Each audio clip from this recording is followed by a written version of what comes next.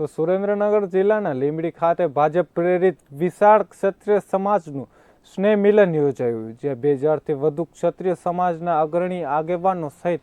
કાર્યકરો ઉપસ્થિત રહ્યા હતા. તો સુરેન્દ્રનગર જિલ્લાના લીંબડી જમના હોટલ ખાતે સ્વ જીતુભા કેસરીસિંહજી રાણા પરિવાર દ્વારા લીંબડી વિધાનસભા ક્ષત્રિય આગેવાનો સાથે ભાજપ પ્રેરિત સ્નેહ મિલનનું આયોજન કરવામાં આવ્યું હતું, જ્યાં પૂર્વ કેબિનેટ મંત્રી અને ધારાસભ્ય શ્રી કિરીટસિંહ રાણા તેમજ જિલ્લા ભાજપ પ્રમુખ શ્રી હિતેન્દ્રસિંહ ચૌહાણની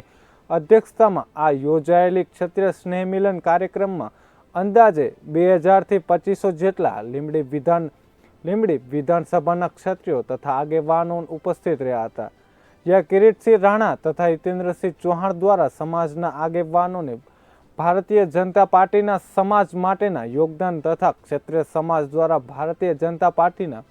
1980થી લઈને પાર્ટીની અત્યાર સુધીની સફરને યાદ કરી હતી.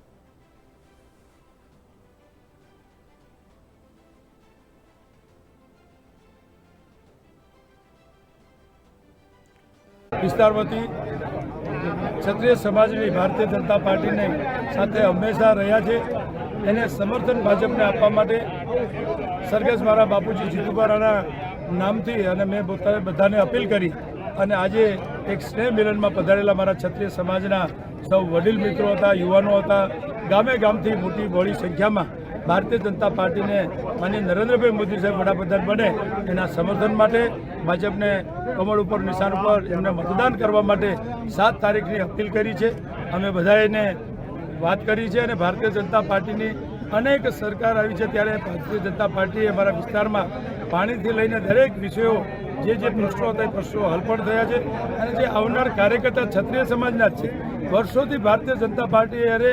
જનસંઘ વખતથી અત્યાર સુધી રહ્યા છે અને આજે પણ મને ગૌરવ થાય છે કે આજે એ ભારતીય જનતા પાર્ટીના આપણા લોકસભાના ઉમેદવાર ચંદુભાઈ સિયોરા એટલે કે નરેન્દ્રભાઈ મોદી એ વડાપ્રધાન બને એના માટે સમર્થન આપવા પધારેલા સૌ ક્ષત્રિય સમાજનો હું લીંબડીના આંગણે વિધાનસભાના